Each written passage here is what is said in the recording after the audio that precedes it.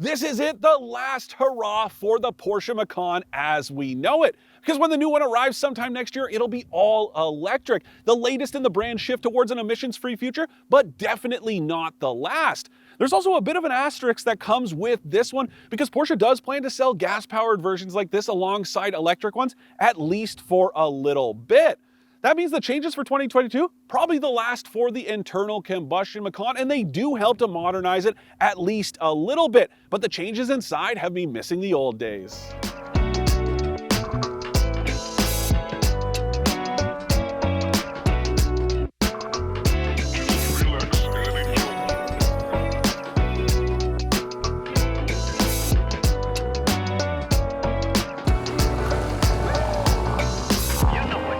For more expert car reviews, don't forget to share our channel and subscribe so you can catch some of this and maybe even a little of that. Now here's Porsche's plan. It's going to continue to sell this first-gen gas model of the Macan alongside that new second-gen electric one, but that means there's going to be no updated second-gen version with any gas engine at all of the Macan. And that means the updates here, well, they are pretty subtle, but that's kind of Porsche's thing. It's never had these really big over-the-top overhauls. They've all been kind of subtle tweaks, and that's very much the case here. If you take a look, I find this thing looks a lot more like the Cayenne these days, or even the 911. That fascia really has that nice look, that nice wide grille opening. I dig that a lot, and I gotta say, this navy blue paint is beautiful. I really do like that color on just about any vehicle, but it looks really great here, and it's only like an $800 option. Money well spent in my opinion. The wheels, that's a bit of a different story. Those are like $3,400. I do like them, but that is a lot of money for upgraded wheels. So that's something to keep in mind. And that basically sums up the exterior. There's nothing else about it to talk about. It's a Macan. I think it looks good. It's just not any different than any other Macan over the last 8 years or so. Now, even in here, the changes are subtle, but they're a little bit more significant as far as how you interact with this thing. Remember the old Macan up to last year, it had this really button-heavy center console. Well, that's gone, and it's got all these haptic sensors. And to be honest with you, I'm not so crazy about them. And the big reason why, they're virtually impossible to use without looking. The nice thing about buttons is that once you get used to a vehicle, well, you can just kind of reach down and adjust what you need to do without even looking. It becomes second nature because you have that sensory feedback. You know that you've got your hand on the button and you can just tell as soon as your finger touches it. Whereas in here, there's none of that. It all just feels the same. Now, there is some feedback when you actually press down because it's haptic and it'll give you a little beep and you can see this red light. But again, that's the point. You got to really pay attention to that stuff. I'm not so crazy about it. And then the other thing, this gear selector, it's a little shorter than before. The old one was pretty tall.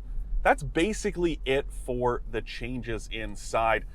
The only other problem I have with it, it's really like a mishmash in here because if you look up here, these buttons are the same as they were before that really old setup, and same with these window switches on the doors.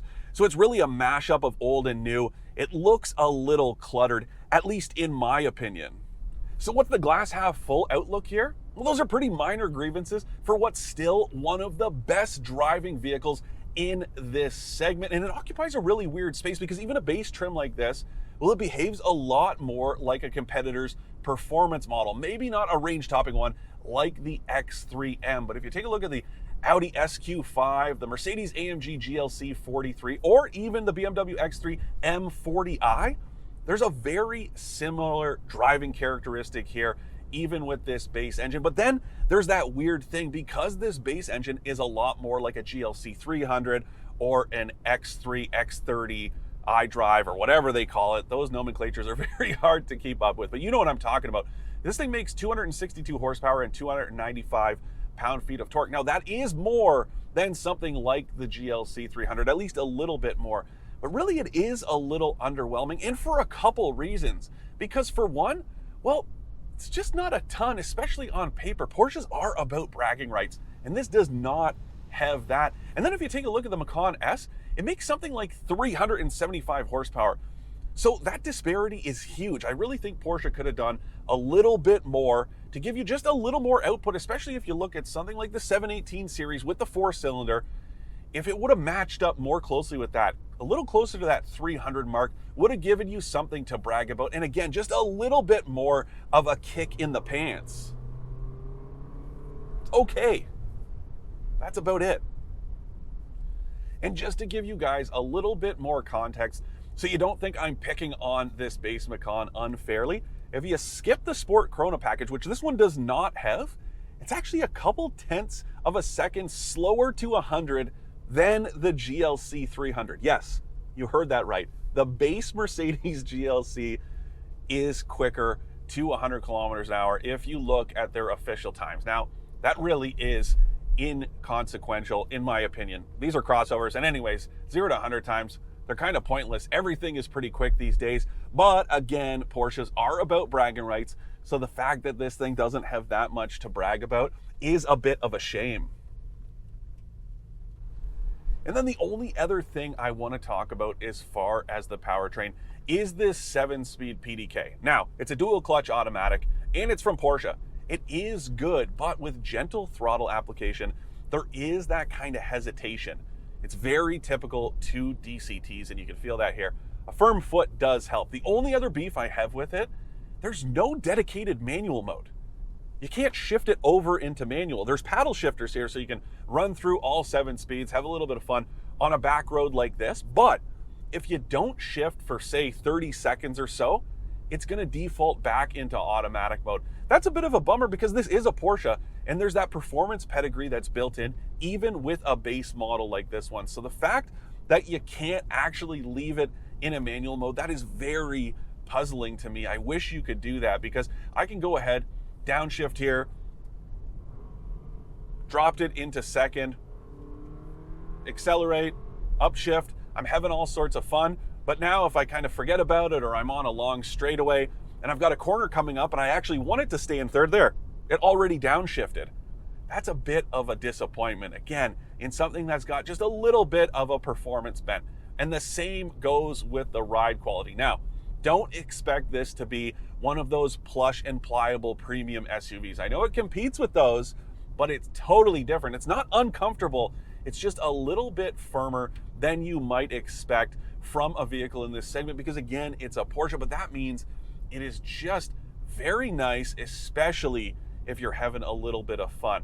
It's not super cushy, but it's not too stiff either. It's just got those shorter rebound rates that mean you're not going to get all kinds of spongy spring rates. It's going to be a little bit tighter, but I like that because it also means the handling is tack sharp. It's just very refined, nicely balanced, and the steering is fantastic too. I like driving this more than most other SUVs. It's got that really nice agility. And the other cool thing is, because there's less weight over the front wheels than other Macan models that are powered by V6s, well, there's just even more turn-in response. And if you don't believe me, I took one of these on the track when the 4-cylinder version first came out, and we were keeping up with the Macan GTS through the corners. Obviously in the straights, it would just take off, but this thing could easily catch up to it in the corners. We're coming up to some turns here, and you could just feel it right away. Again, I'm going to downshift. Not that it matters, because it's just going to default back into a higher gear in a second here, but drop it into second, and it just dives into these corners so nicely, but it stays so impeccably balanced. I love it. The only other thing to note as far as the drive is concerned is the fuel economy. Now, this thing's officially rated for 11 liters per 100 kilometers, and that means it's not much better than V6 powered versions of the Macan, the S and the GTS. Those are both good for 12.2 officially. So that is a bit of a disappointment, especially if you look at the GLC 300, the Q5, and the X3. All the base versions of those are much more efficient. They're down below 10, I'm pretty sure all of them. But on the flip side, this thing is an overachiever. I haven't even hit 10 liters per 100 kilometers, and I have been having some fun this week. So that is some good news. And you know, I really do get big winter wine tour energy or cottage country cruiser energy from this thing. That really is the big sell. That's the vibe I'm getting from this Macan. You might think of those as jobs for a GT car, and you'd be right, except something makes an awful lot of sense about doing them with a sporty SUV like this one. The drive, it really reminds me of the Mercedes-AMG GLA 45, only it's way less in your face to look at. Plus, there's a ton of room inside. There's more space than that GLA. There's room for a couple couples in here and all their stuff in the back. Plus, it has a 40-20-40 split folding back seat. And I love that so much because you get 4 full-size seats plus all that space up the middle.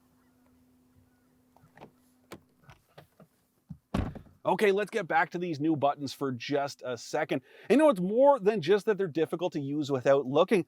Virtually impossible to keep clean. Just look at all that dust. And the other problem is, a panel like this, very prone to scratches as well as fingerprints. Just take a look right here. There's this really bad one. And yeah, you might be saying to yourself, that's just carelessness, but it could be accidental. Somebody wearing jewelry goes to hit a button or just rests their hand here and they end up scratching this. This thing has less than 5,000 kilometers on the odometer and it already looks a little beat up. And then the other thing we should talk about is this infotainment system. Nothing really new for this year. 10.9-inch screen. Does work pretty well, decent responsiveness. Now there's wireless Apple CarPlay, no Android Auto whatsoever, not wired, not wireless. So keep that in mind. And then when it comes to the interface itself, well, there is some cool stuff because you can choose between a widescreen format or you can have shortcuts on the right-hand side here, but not with Apple CarPlay. It only works in that shrunken format. You can't pull these shortcuts away. So it does look a little small, but it's also very cluttered and might surprise you. But this is more distracting to use than the massive screen in that Toyota Tundra I just reviewed, and you just finished watching the video, right? Now, to be fair, the infotainment systems in the GLC class, as well as the X3, they aren't perfect, but then both of those vehicles are cheaper. But it comes back to that whole in-betweener thing that this has going on, because again, aside from the engine, this feels a lot more like the GLC 43 or the X3 M40i. Both of those start above 70,000 bucks, whereas this one, well, it starts at 60 grand because don't forget, you cannot negotiate freight. So it's technically 58.5, but then you got to add another 1,500 bucks on top of that. Now, if you're looking at a base version of the X3 or the GLC 300, well, those are going to run you about 6 or 7 grand less than this. But it is something to keep in mind that this kind of splits the difference. So that pricing, it does sort of make sense. Now, this one I'm driving has been optioned up. It's got about 13 grand in extras. So that makes it 73 grand. That becomes a little tougher, in my opinion, because this is a relatively small vehicle, but you could easily price those competitors into similar territory. And the nice thing this has in its advantage is drivability. To recap, I like how buttoned down the Macan's drive is, the exterior styling, and that it's reasonably roomy. I don't like the new touch controls inside, that it's a bit underpowered in this base trim, and that there's no way to lock the transmission into manual mode. I'm excited about the electric Macan that's on its way, and you should be too. But if you're feeling apprehensive or you just don't want to wait till it gets here, this gas-powered version could still hold its own after a good 8 years on the market. Really, my complaints here are minor in the grand scheme of things, and if driving enjoyment makes your list of must-haves, this Macan delivers in ways few others like it can match.